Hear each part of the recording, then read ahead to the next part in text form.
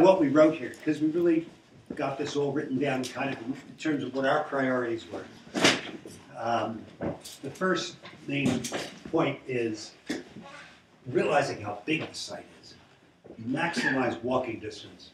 Minimize walking distance between the transit, all the transit modes, the waiting and the ticketing areas, and the outgoing bus and train service. And that's what really drives this. Because this is over 300 feet.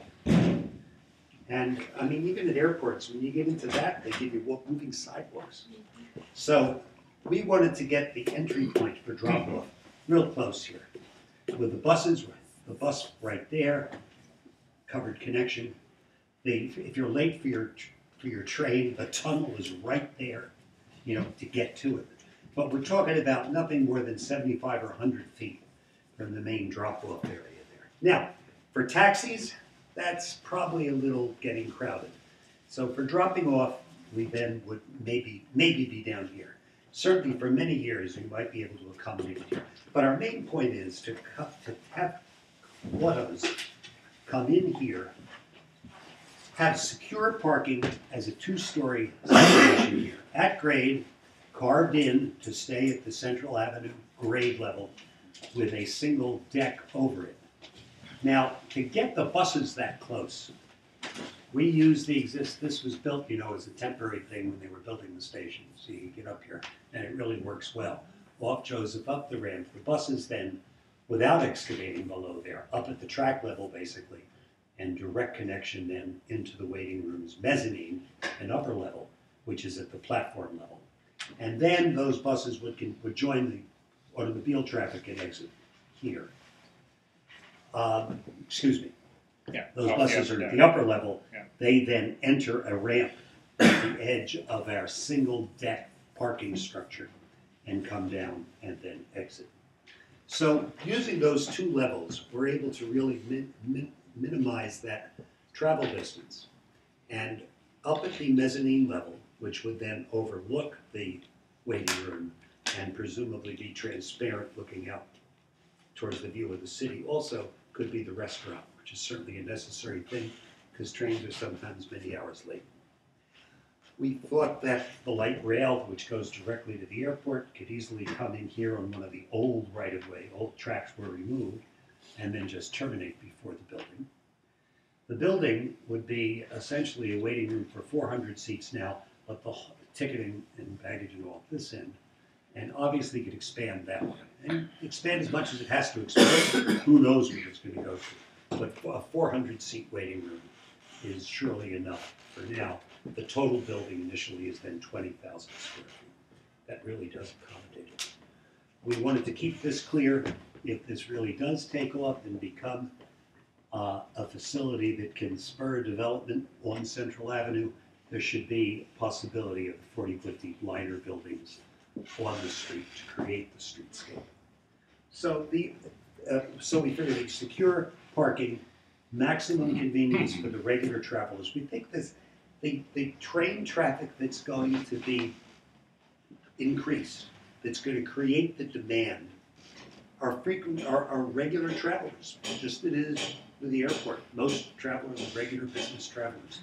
So if someone's going to be regularly commuting once a week or whatever it is to Albany or New York, this has got to be a quick connection from the secure parking to the train, to the buses.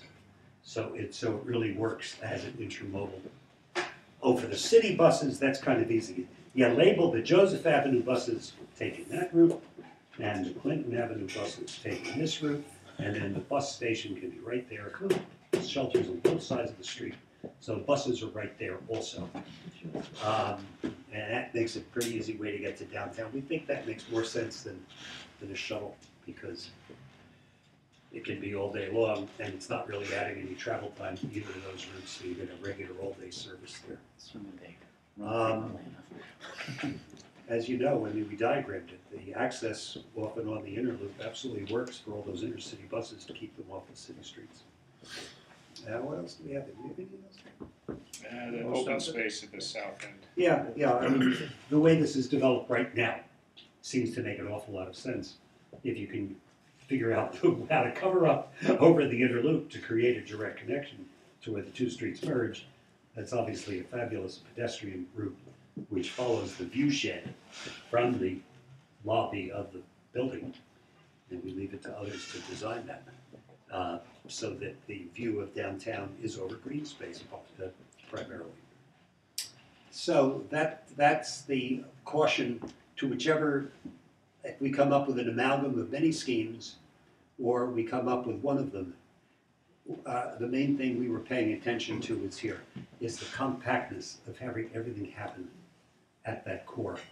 So it really is convenient for people, realizing how great this distance is. So it's our contribution.